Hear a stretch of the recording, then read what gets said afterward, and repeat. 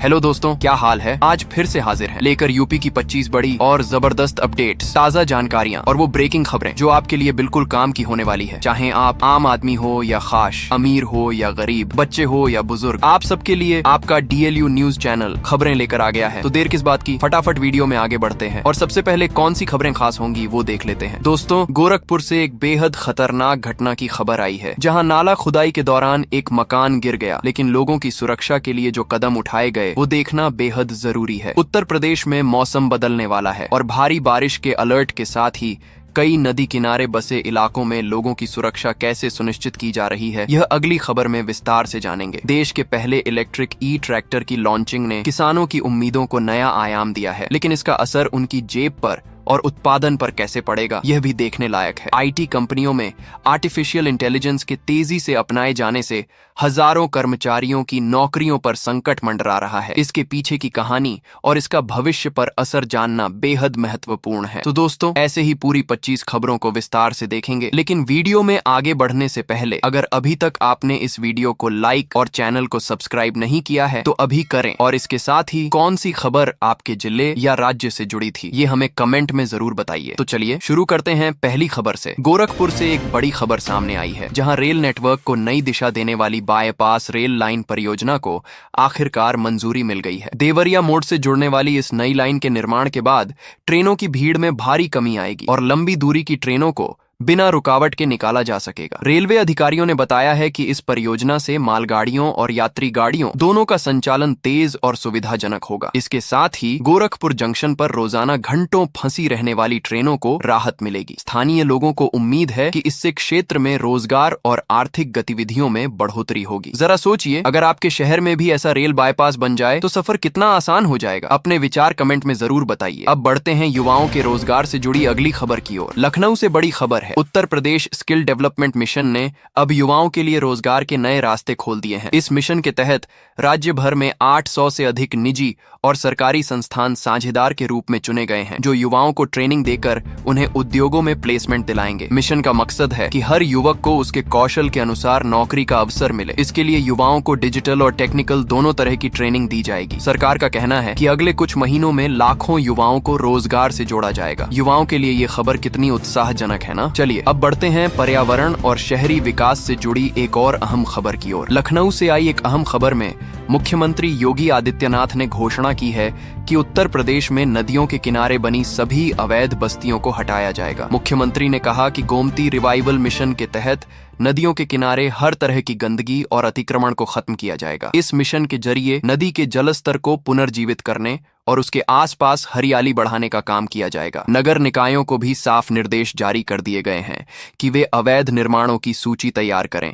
और जल्द कार्रवाई करें। अब रुक करते हैं एक ऐसी खबर की ओर जो आपके डिजिटल पेमेंट से जुड़ी है। राष्ट्रीय भुगतान निगम यानी NPCI ने अब UPI से जुड़ी नई गाइडलाइन जारी की है। दिसंबर 31 से पहले सभी यूजर्स को अपने ऑटो पे मैंडेट्स की समीक्षा करनी होगी। नए नियम के अनुसार यूजर अब अपने सभी एप्स में ऑटो पे की अनुमति को एक ही जगह से प्रबंधित कर सकेंगे। इससे सुरक्षा बढ़ेगी और अनचाहे भुगतान से बचाव भी होगा। NPCI का कहना है कि इस बदलाव का उद्देश्य डिजिटल भुगतान को और पारदर्शी बनाना है। अब जानते हैं एक ऐसी योजना के बारे में जिसमें ड्राइविंग लाइसेंस बनेगा बिल्कुल मुफ्त। उत्तर प्रदेश सरकार ने युवाओं को स्वरोजगार से जोड़ने के लिए एक नई पहल शुरू की है। फ्री ड्राइविंग लाइसेंस योजना 2025 के तहत राज्य के आर्थिक रूप से कमजोर युवाओं को अब बिना शुल्क के ड्राइविंग लाइसेंस दिया जाएगा। आवेदन करने वालों को ड्राइविंग ट्रेनिंग के बाद परीक्षा में सफल होना होगा और सरकार प्रशिक्षण का पूरा खर्च उठाएगी। परिवहन विभाग का लक्ष्य है कि इस योजना से हजारों युवाओं को रोजगार और आत्मनिर्भरता के अवसर मिले। क्या आप भी इस योजना का लाभ लेने वाले हैं? नीचे कमेंट में बताइए। अब चलते हैं गोरखपुर की एक चौंकाने वाली घटना पर। गोरखपुर से आई एक बड़ी दुर्घटना की खबर ने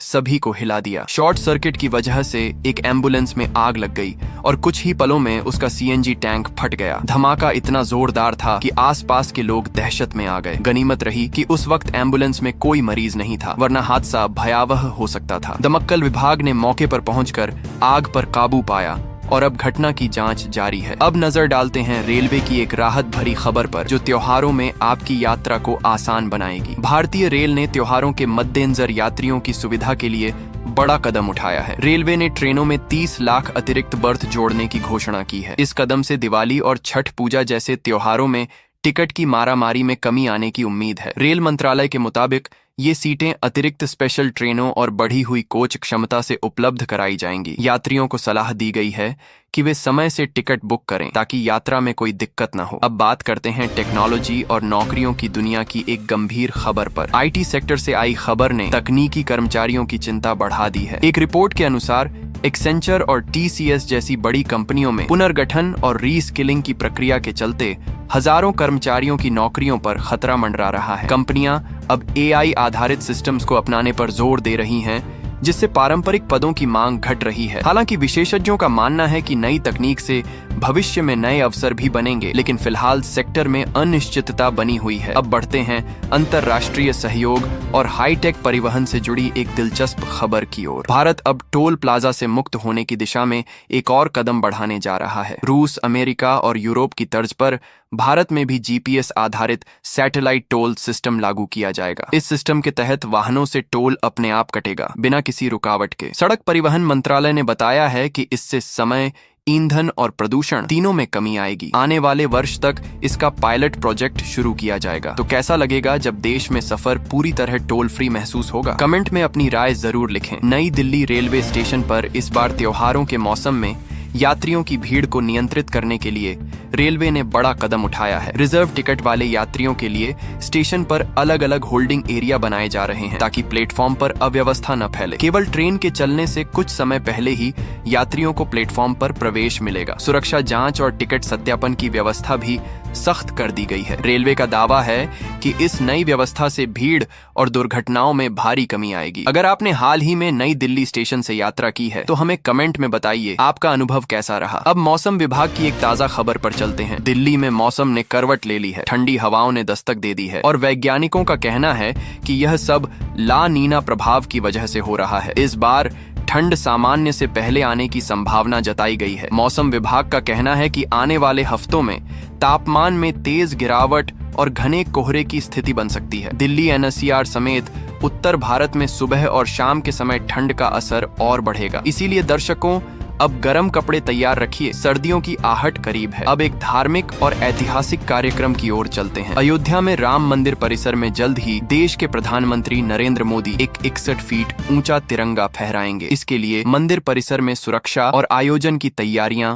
जोरों पर हैं। प्रशासन ने भीड़ को नियंत्रित करने के लिए विशेष निर्देश जारी किए हैं। श्रद्धालु सुबह से ही दर्शन के लिए पहुंच रहे हैं और विशेष रूट प्लान तैयार किया गया है। इस भव्य कार्यक्रम में धार्मिक और सांस्कृतिक रस्मों को भी शामिल किया जाएगा। कमेंट में बताइए कि आप भी इस आयोजन में शामिल होना चाहेंगे या नहीं। अब खेती और तकनीक की दुनिया की ओर नजर डालते हैं। CSIR ने देश का पहला ट्रैक्टर पेश किया है जो पूरी तरह इलेक्ट्रिक और पर्यावरण के अनुकूल है। इसे महिलाएं भी आसानी से चला सकती हैं और किसानों को पारंपरिक ट्रैक्टर की तुलना में 64% तक खर्च बचाने का अवसर मिलेगा। खेतों में शोर और ईंधन की खपत भी कम होगी। सरकार किसानों तक इसे पहुंचाने की योजना पर काम कर रही है। विशेषज्ञों का कहना है कि यह नवाचार खेती में क्रांति ला सकता है। अब वाराणसी के मौसम पर नजर डालते हैं।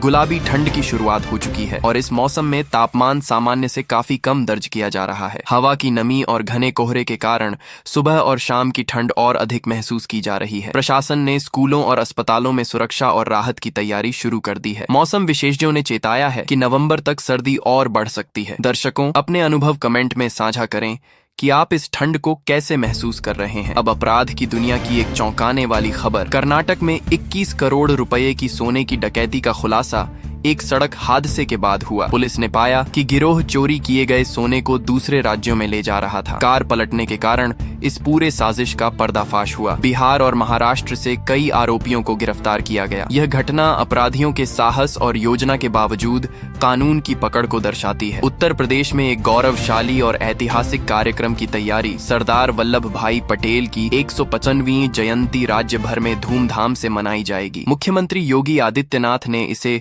व्यापक उत्सव के रूप में घोषित किया है। इस अवसर पर रैलियां, सांस्कृतिक कार्यक्रम और पटेल जी के योगदान पर परिचर्चाएं आयोजित होंगी। सरकारी भवनों को रोशनी से सजाया जाएगा। युवाओं से भी एकता और अखंडता बनाए रखने की अपील की जाएगी। रेलवे की तात्कालिक टिकट प्रणाली में बदलाव की जानकारी अब आरपीएफ और रेलवे विशेष तकनीक के माध्यम से टिकटों की निगरानी करेंगे। तात्काल टिकट बुकिंग में फर्जीवाड़ा रोकने के लिए डिजिटल निगरानी प्रणाली लागू की गई है। यात्री केवल आधिकारिक वेबसाइट या ऐप से ही टिकट बुक करें। यह कदम यात्रियों के लिए सुरक्षित और व्यवस्थित यात्रा सुनिश्चित करेगा। और अब उत्तर प्रदेश में पराली जलाने वालों के लिए सख्त कार्रवाई। अब पराली जलाने पर 2,500 से 15,000 रुपए तक का जुर्माना लगाया जाएगा। प्रशासन ने वैकल्पिक मशीनों का उपयोग करने की भी चेतावनी दी है। पर्यावरण विभाग का कहना है कि यह कदम प्रदूषण नियंत्रण के लिए अहम है। अब देखना होगा कि इस बार पराली जलाने की घटनाओं में कितनी कमी आती है। आप बताइए, क्या यह कदम पर्याप्त है? मौसम विभाग ने चेताया है कि उत्तर प्रदेश के कई जिलों में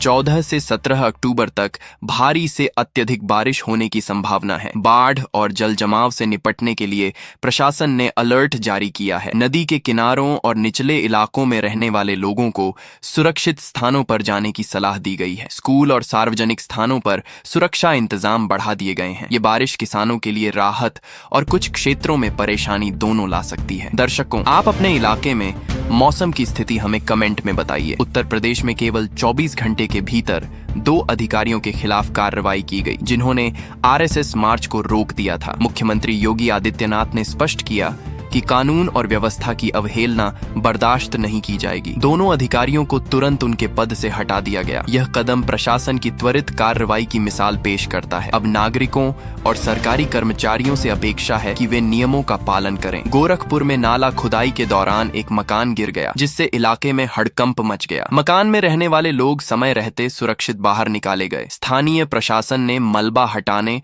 और प्रभावित परिवारों को राहत देने का काम शुरू कर दिया है। इस घटना से यह स्पष्ट होता है कि निर्माण कार्यों में सतर्कता कितनी जरूरी है। कमेंट में बताइए, क्या आपको लगता है कि सुरक्षा नियम पर्याप्त हैं? रेलवे में नौकरी का मौका तलाश रहे युवाओं के लिए एक महत्वपूर्ण खबर। आज ही अंतिम दिन है आवेदन करने का। 10वीं 12वीं पास और स्नातक योग्य उम्मीदवार इस भर्ती के लिए तुरंत आवेदन कर सकते हैं। रिक्तियों की संख्या और वेतन लाभ भी आकर्षक बताए गए हैं। चयन प्रक्रिया में पारदर्शिता और जल्दी परिणाम देने का दावा किया गया है। युवाओं के लिए यह अवसर आर्थिक और करियर की दृष्टि से महत्वपूर्ण है। उत्तर प्रदेश सरकार ने छोटे जिलों में उद्योग लगाने वालों के लिए विशेष सुविधाओं की घोषणा की है।